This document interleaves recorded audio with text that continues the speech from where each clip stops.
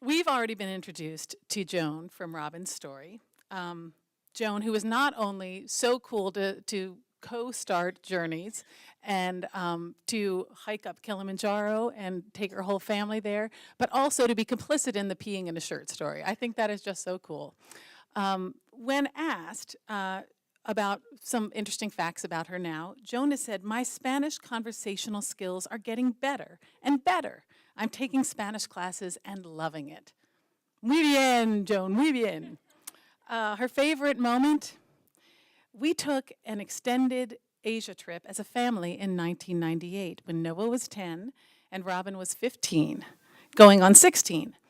I remember a hot, humid evening in southern Thailand when our overnight accommodation was a floating cabin on a lake in a nature reserve. And we all four jumped right from the room into the dark water. It was just us, the starry sky, and the cool water. And we were giddy with the delight of it. Please welcome the truly delightful Joan Weber.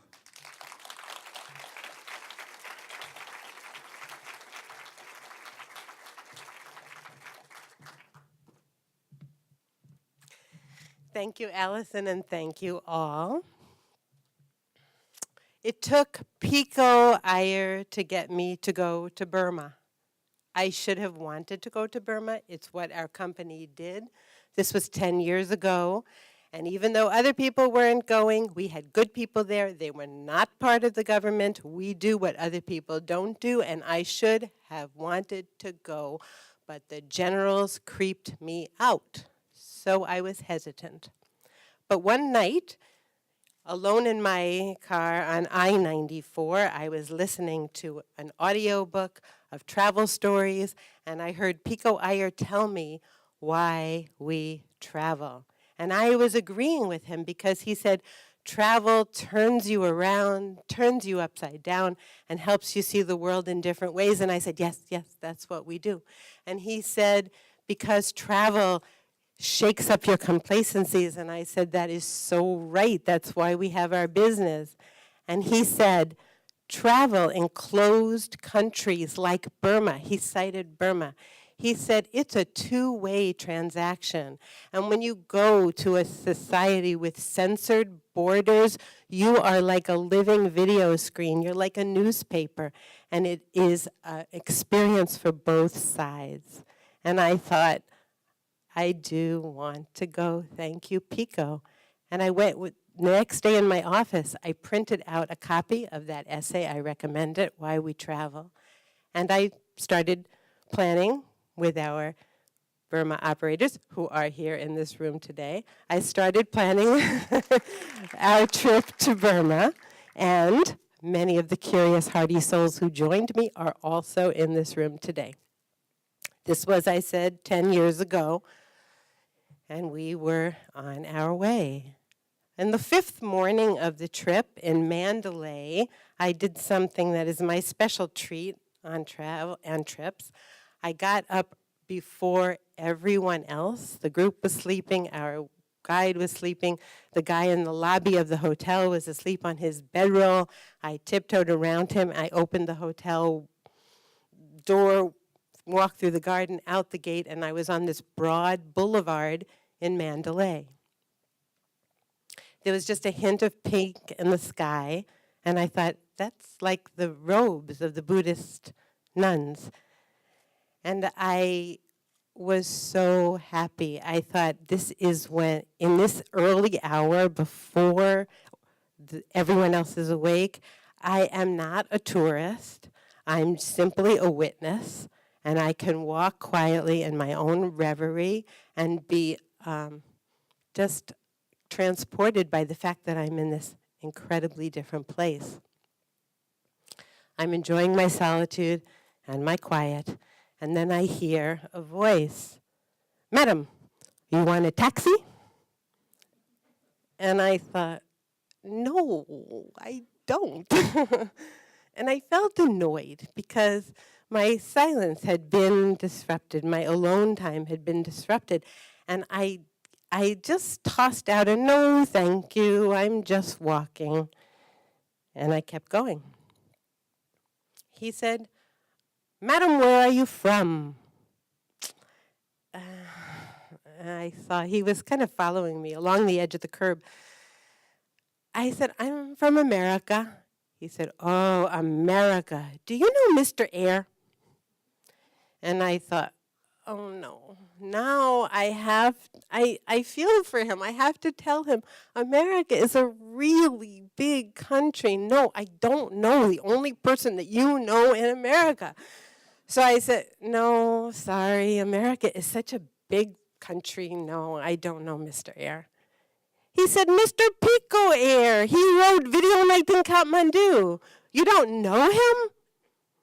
The guy who wrote the essay. He said he wrote about me in Video Nights in Kathmandu, page 368. And so I stopped. That got me to stop. He dropped a name, and I stopped. And I looked at him, and I said, "What's your name?" And he said his name was Mong Mong. I said, "Can I take your picture?" And he smiled tentatively, a very warm, soft smile. He was actually a very soft-spoken guy. He was small, copper skin, tight, curly hair. He was actually about my age. He was wearing Burmese men's sarong, a longi. And he smiled, and I took his picture. And I thought, I want to change my answer, especially when he said, I like Americans. An American helped me buy my taxi. It was this cute little taxi. It was cobalt blue, and it had a front cab and two benches that faced each other in the back. And I thought, I really want to change my answer. I really do want a taxi. I am the madam who wants to say, yes, yes, I want a taxi. But the problem was that we had a plan, and I was soon going back to the hotel to meet my group, to have breakfast, to do our day's touring. And so this person that I only just realized was a person, I had to say, no, I'm so sorry. I can't go. He wanted to show me Mandalay, and I said, no, I can't. I'm so sorry. I'm busy today. And I thought, I'm going to let this guy go. And it's almost as if he was reading my mind. He said, no, wait, I want to share something with you. And he reached in the cab of the taxi, and he pulled out a notebook, you know, the kind of school notebooks, like the black and white mottled pattern. And it was a kind of tattered notebook, an old notebook, European dimensions long. And he said, here, you can read my autobiography. And he did. He said that, my autobiography. And I thought, whoa. So I said, well, I'm kind of curious to read your autobiography, but I don't have time now. And he said, no, you can take the notebook. I will come and get it. I said, I'm leaving tomorrow. I won't be in Mandalay. He said, no, I'll come to the hotel at 8 o'clock and I'll get the notebook. So I took the notebook. And I shared the story with my travel mates. And we had the notebook on our tour bus that day. And when I read it, I was extremely moved. He wrote it in very neat handwriting. It was called My Life. And he said that he grew up in a small village, and he was really good in school. His parents were really proud of him for being really good in school. And he went all the way through as high as he could in school. He went even to what would have been the college in that rural area, and he could have been a teacher. But he didn't want to be a teacher in a rural village in Burma because he would have made almost no money, and because he was really curious about the world. And so he left his village, and he came to Mandalay, and he found a way of meeting people. So he rented a trishaw, three-wheeled rickshaw, and eventually he was able to buy a trishaw. And when I met him, he was a taxi driver. And he signed, it was 5 single-space pages, this story of his life, and he signed it, Mong Mong, BSc Mathematics.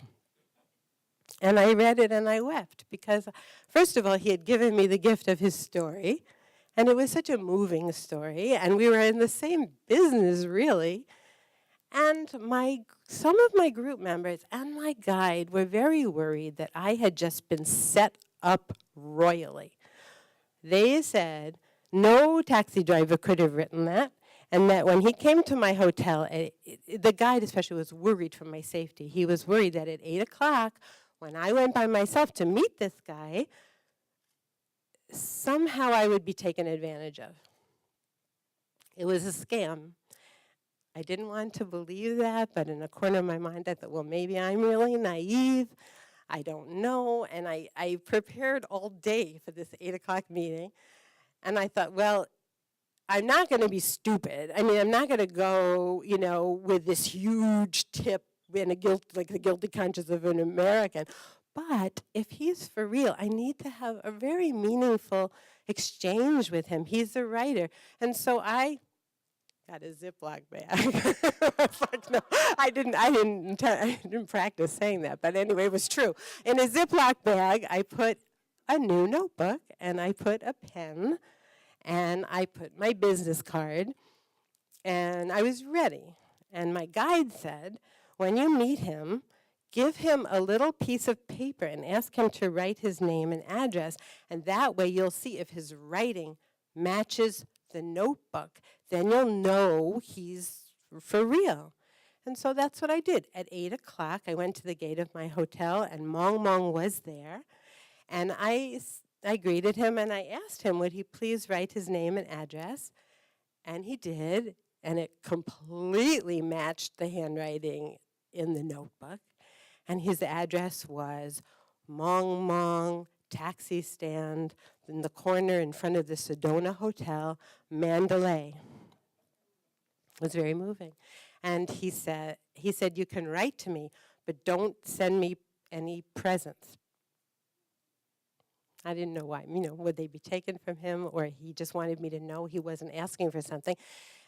And I said, okay, I would try to write. And I then gave him the little gift, and he said thank you, and we had a nice little smile exchange, and we wished each other well, and we went our separate ways. And when I went home, on my very first day home, I found the book Video Night in Kathmandu, and I opened to page 368. And the seasoned travel writer, Pico Iyer, who's traveled the world, wrote about Mong Mong. And he had had the same experience that I had had. He had met Mong Mong then when he was still a trishaw driver 20 years before. And Mong Mong was so generous to him, and he gave him something, and Pico didn't know what to make of this guy. Pico wondered if he was being set up. Is this a scam? But he was curious. He was a writer, and he went with Mong Mong for the day, and Mong Mong took Pico back to the place where he slept, where he rented a room that he shared with someone else in Mandalay, and because he wanted to welcome Pico to his place, and he showed Pico his most treasured possession. And what his most treasured possession was a box where he kept little notes and little business cards from travelers. He was a collector of connections. And this is what meant the world to him. And I think now sometimes when I'm interrupted, when I'm on a walk or, on any of my trips, it happens to all of us. And somebody says, Madam, buy this, or do you want a taxi this? And I think, maybe I should stop and say, what's your name?